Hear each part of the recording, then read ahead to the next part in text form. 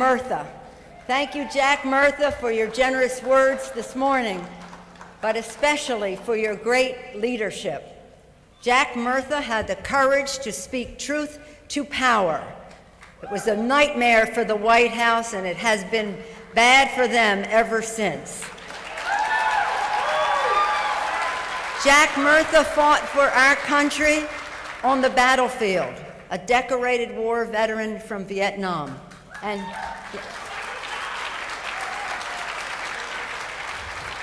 as a young man, he showed that conviction.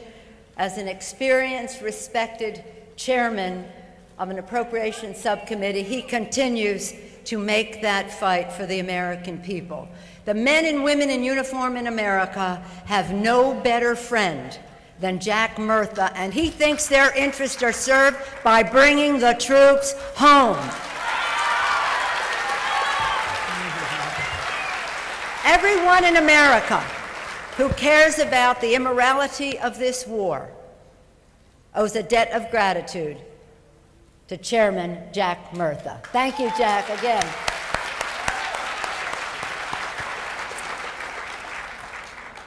Thank you to the Campaign for America's Future for what you have done.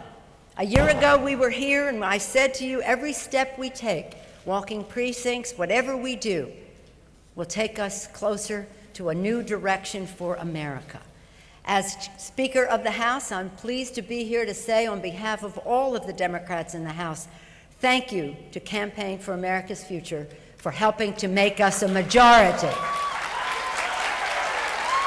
Thank you to Bob Borisage for his tremendous leadership, for the intellectual resource he is to all of the issues that help us advance a progressive economic agenda for America.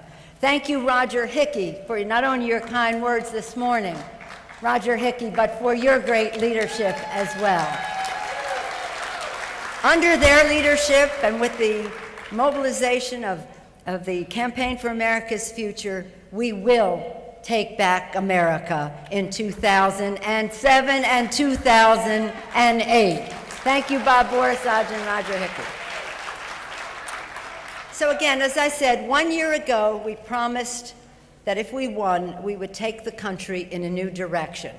In the first 100 hours, we signaled that change to a new direction. First, we said we were going to make America safer by passing the 9/11 Commission recommendations. And following up on that, we have policies that say we can protect and defend America, but at the same time, we must protect and defend our civil liberties and our Constitution. That is the oath of office that we take. We said we were going to make our economy fair, and we did so in the first 100 hours, the first day, by passing a minimum wage. And then we followed, let's hear it for the minimum wage. And then we followed up on that by passing the Employee Free Choice Act, where every person in America who wants to belong to a union can belong to a union without fear of intimidation. And that passed the House under the leadership of George Miller on July 24th. Many of you will be with us at rallies around the country, observe the minimum wage coming into effect for the first time in 10 years. Because of the neglect of the Republicans, we were never able to pass an increase in the minimum wage and get it signed into law. But because of your work, our victory, our majority, July 24th, millions of Americans will get an increase in their wages. Consider that your victory.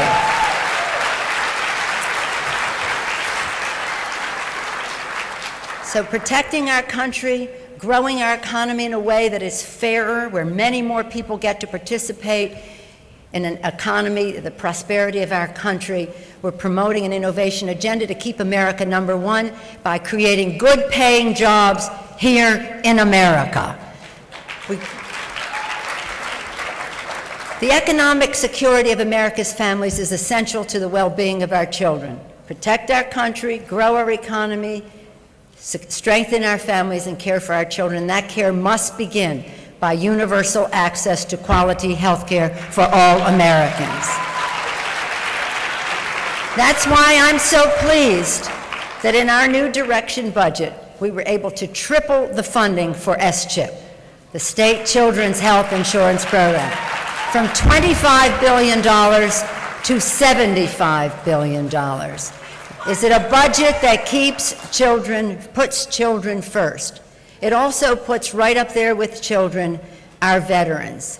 And on Friday, we passed legislation giving our veterans the biggest increase in their health benefits in the 77-year history of the Veterans Administration. Our men and women in uniform have done their jobs well, magnificently. We owe them more. We owe them more than to send them into battle without the training, without the equipment, without a plan for success based on a false premise. In the military, they say, on the battlefield, we will leave no soldier behind. Democrats say, and when they come home, we will leave no veteran behind. And what we owe them is not only the benefits that they have earned, we owe them a future worthy of their sacrifice. A country where we have, again, a fairer economy.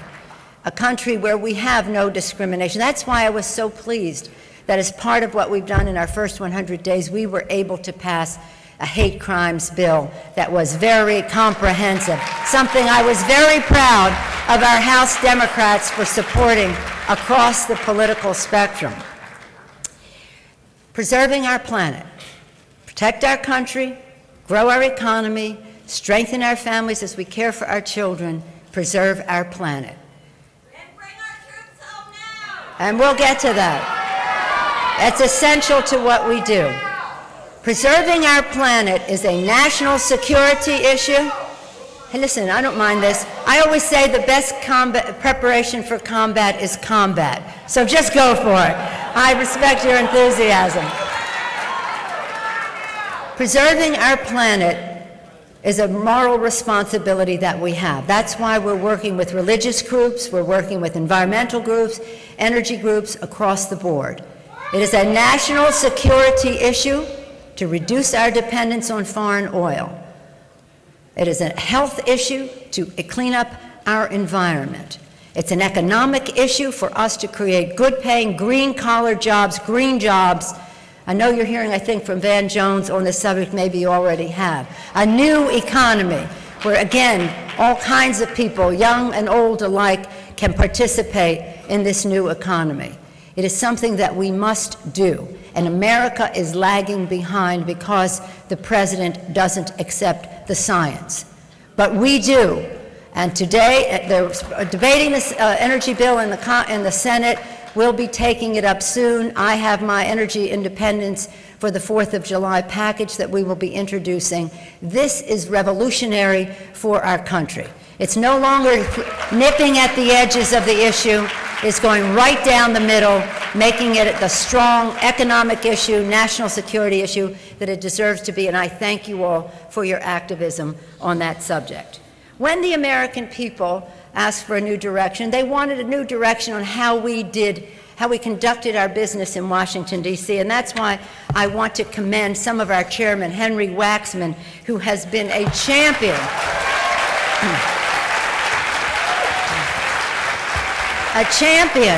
an oversight of this administration, scrutinizing the Iraq contracting, among other things. John Conyers in investigating the U.S. attorneys. George Miller in investigating the student loan fraud. And by the way, in committee a couple of days ago, Chairman Miller engineered out a bill that is the biggest proposal for student loans for helping middle and aspiring to middle income families in America to receive a higher education. It is the biggest bill since the GI Bill of Rights in the 1940s. So elections make a difference.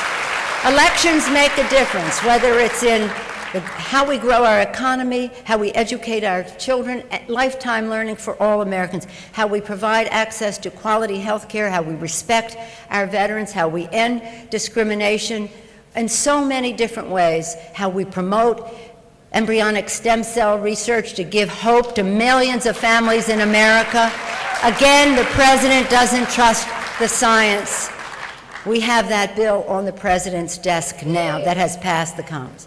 The biggest ethical, and so when we talk about conducting Congress to the highest ethical standard, with the most fiscal discipline, no new deficit spending, and in the most civil way, we have to recognize that the biggest ethical challenge facing our country is the war in Iraq.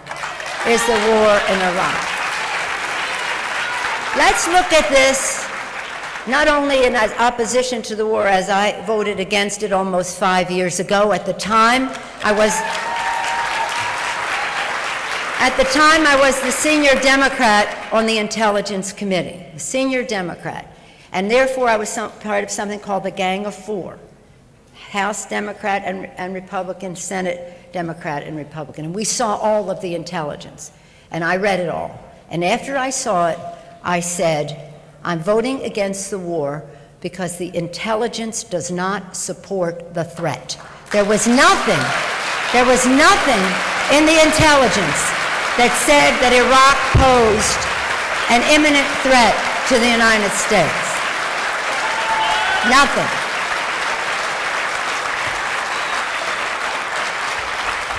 So with their scare tactics, that's why I say this is the most unethical. How we sent our troops into war without the proper training, without the proper equipment, without a plan for success. Democrats want to have, we do have, a vision for stability in the Middle East. And the generals tell us, most recently in our response to the president, General Odom said, any strategy for stability in the Middle East must begin with the redeployment of our troops out of Iraq.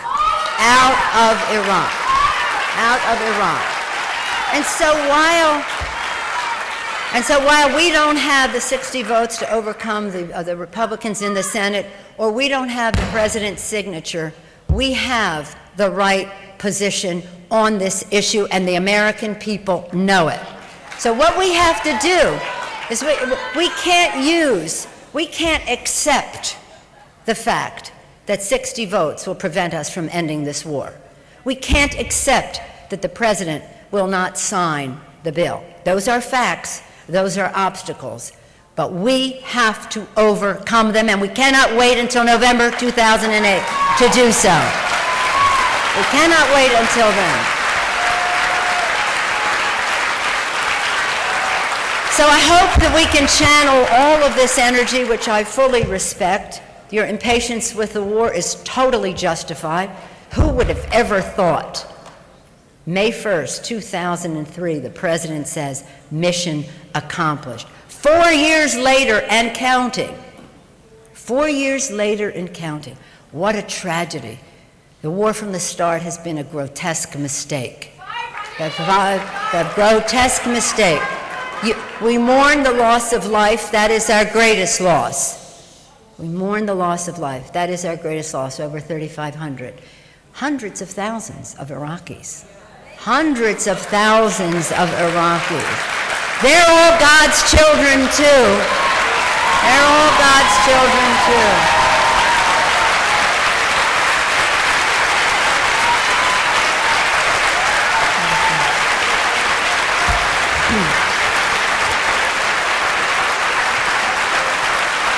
The opportunity cost of $1 trillion and more, that what we could have done for universal access to quality health care, the education of our children.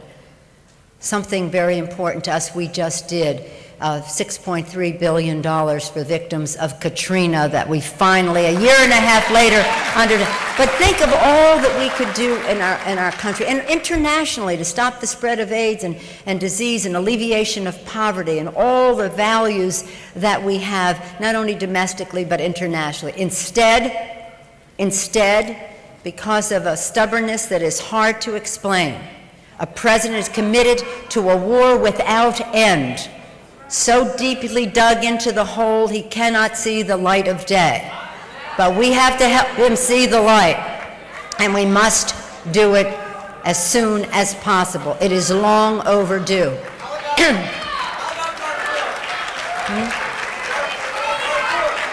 Darfur? Yes. How about Darfur? I said, I was in Darfur last year, and I came back and talked about it many places. Darfur challenges the conscience of our country. Actually, within a week, I was in Darfur and I was at Katrina.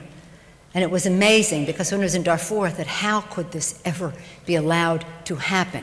We know about it. It's not that anybody can say, oh, we didn't realize, we didn't know. It was right before our eyes. And the government in Khartoum, the government of Sudan, when we went to visit them after we saw what we saw in Darfur, told us that what we saw wasn't there. What we saw with our very own eyes, the children, the little children, 2 years old, 3 years old, still with a spark in their eyes, sparkle. Older than that, they had seen too much. Their mothers raped, their fathers killed, their villages pillaged, living in total abject poverty. The world knows about it. We must do something about it. It is a challenge to our conscience that we have not yet responded to. And we said after Rwanda how shameful we didn't do anything. Next time we will.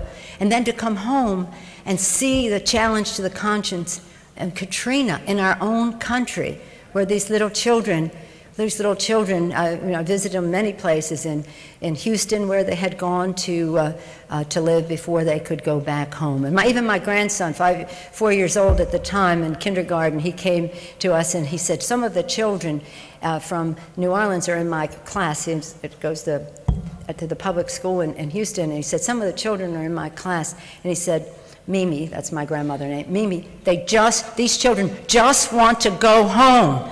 Bringing out his Italian, these children just want to go home. Finally, a year and a half later, under a Democratic Congress, we were able to pass $6.3 billion for victims of Katrina, waiving the Stafford Act match, which is as important as, in some cases, as the money. But we must do more, and we must do more. We must do more, and we must never, ever again break the compact between the American people and the government, that when disaster strikes, for whatever purpose, that we will be there for them. Let me tell you this. Just getting back to the war now, if I may. Do you mind if I do that? The philosopher Hannah Arendt said, some nations are on a flywheel of violence. They think that just one more act of war, one final act of violence, will stop violence. But all it does is sow the seeds for more violence. And that is what is going on in the world, and we must stop it. In my travels, perhaps you've read about my travels, in my travels, I've met with presidents and kings and prime ministers since I have become speaker. But the conversations that are most important to me are the ones that I have had with young people, especially throughout the Middle East, certainly in our own country. And I know there are lots of young people here, and that's very exciting. Let's hear it for the young people.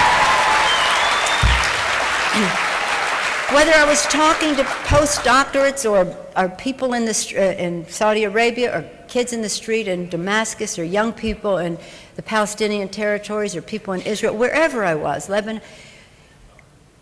kids, young people are weary of war. They're tired of politicians who do not show the political courage to end war, to make the difficult decisions, What they said to me is, we wonder if our political leaders even know how to govern without having the excuse of war, for not raising the standard of living, providing health care, educating the people, stopping global warming. The impatience of youth is what gives me hope about the future of this world, of this planet. And that is why, and they're saying, end it. End it in Iraq, in the Palestinian-Israeli conflict, in Darfur, and all of Africa, where all of that violence and conflict is. whatever's happening any day of the week, something different in Lebanon. End these conflicts. Focus on making the future better for the next generation. These young people, you hear it in our own country, but I'm telling you, you hear it all over. They feel cheated of a better future because these wars are constraining. And they question whether leaders who revert to war to occupy the public's attention really know how to raise the standard of living.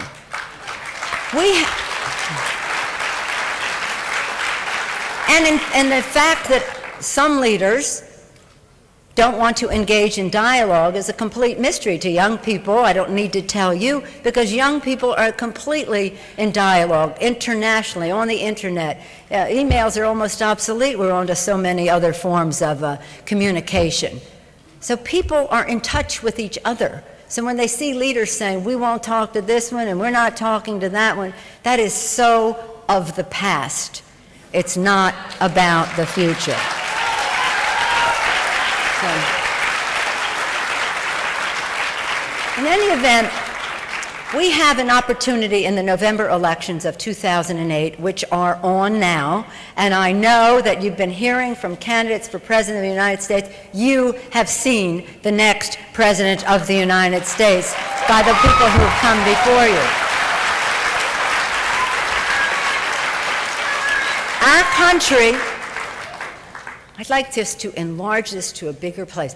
Our country, for all the issues that we want to make a difference on, that add up to better public policy to improve the quality of life of the American people and make our democracy stronger, for all of that, we also go to a larger place where we say, this is a decision, not just about those issues, important as they are, a decision for greatness.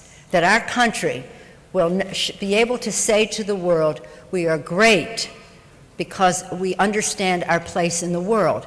We're not great just because we are strong.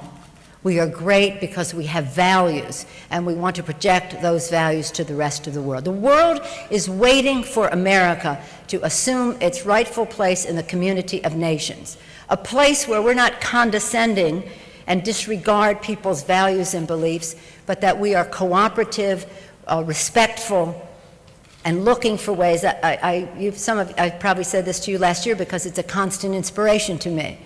When I was a student, now this is ancient history to many of you, but it was my youth, I was standing on the steps of the Capitol when President Kennedy made his inaugural address. And in his inaugural address, you all know, to citizens of America, ask not what you can, everybody in the world knows that statement. But the very next sentence in his speech, President Kennedy said, to the citizens of the world, ask not what America can do for you, but what we can do working together for the freedom of mankind. What we can do working together for the freedom. Cooperative, respectful, again, not condescending and disrespectful. A vast contrast to what is happening now in our country. So you helped us become a majority in 2006. We think we're making a difference in taking the country in a new direction. That new direction cannot be complete until we bring our troops home. And help us do that. Help us do that. We can't just say, and it's a real reason.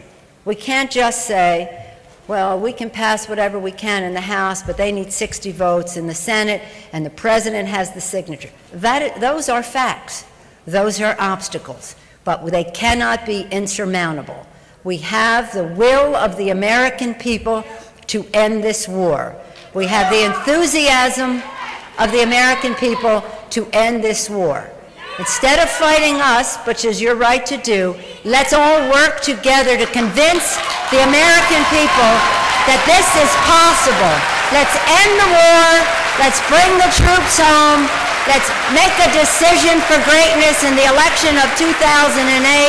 Thank you, Campaign for America's Future, for your part in all of that. Thank you all very much.